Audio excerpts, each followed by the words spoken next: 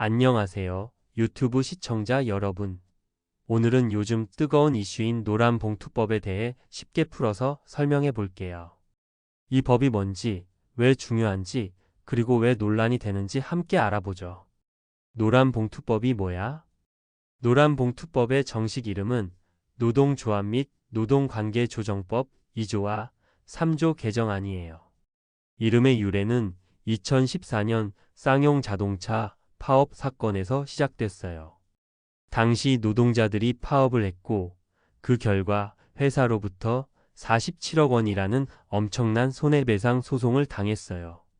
이에 시민들이 노동자들을 돕기 위해 노란 봉투에 돈을 모아 보내면서 노란 봉투 캠페인이 생겼고 이게 법 이름으로 이어진 거예요. 이 법의 핵심은 노동자들의 파업 권리를 보호하고 기업이 노동자들에게 거액의 손해배상 소송을 걸지 못하게 막자는 거예요. 그럼 이제 노란봉투법의 주요 내용에 대해 알아볼게요. 노란봉투법은 크게 세 가지로 요약할 수 있어요.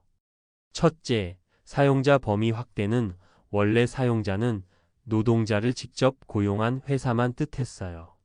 근데 이 법은 하청업체 노동자들의 근로조건을 결정하는 원청도 사용자에 포함시키려 해요.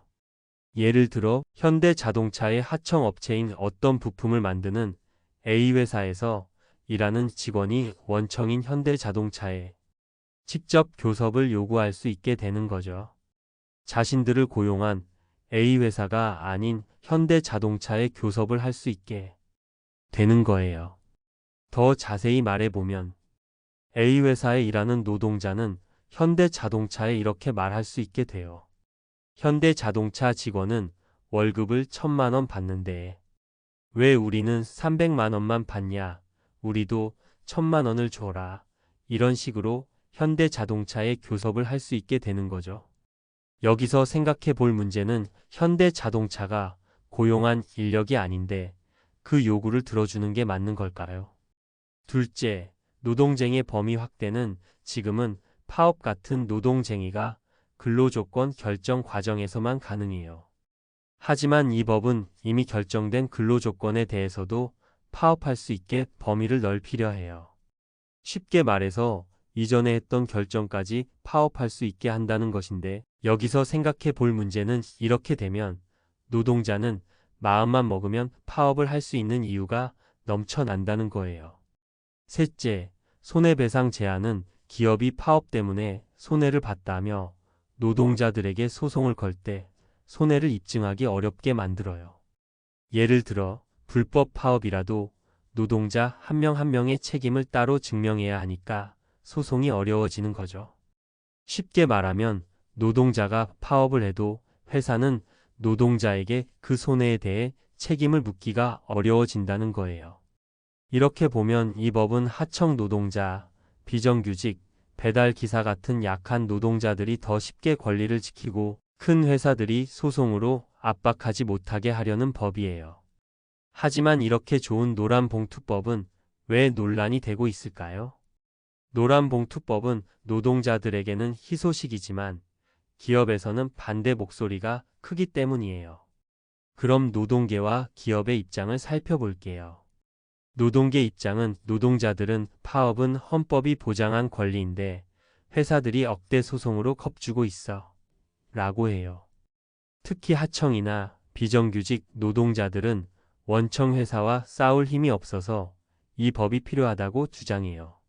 민주노총, 한국노총 같은 노동단체는 이 법이 노동자들의 숨통을 틔워줄 거다 라며 강력 지지하고 있어요. 반면 기업의 입장은 경영계는 이 법은 불법 파업을 부추기고 기업의 재산권을 침해한다고 반대해요. 주한유럽상공회의소나 미국상공회의소 같은 외국 기업들은 이 법 때문에 한국에 투자하기 꺼려질 수 있다며 우려를 표했어요.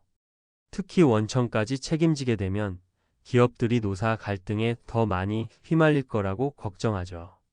모든 일이 그렇듯 양쪽 모두를 만족하기는 어려울 거예요. 하지만 파업으로 인해 회사가 제대로 작동하지 못하게 된다면 결국 그 피해는 노동자에게 돌아가게 될 거예요. 제가 보기에 노란봉투법은 너무 근로자에게 유리한 것 같아요. 회사 입장에서 생각해 보면 해외에는 값싼 노동력이 많아요. 또한 파업을 안 하는 나라도 많고요.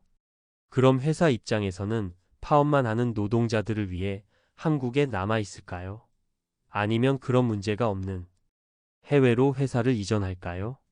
만약 회사가 이전하는 비용과 여건이 더 괜찮다고 생각하면 회사는 해외로 이전하게 될 거라고 생각이 돼요. 그럼 노동자들은 다 일자리를 잃고 실직자가 되는 아주 큰 피해를 입게 되겠죠. 댓글로 여러분의 생각을 말해주세요. 오늘 영상이 유익하셨다면 구독과 좋아요 눌러주세요. 알림 설정은 사랑입니다.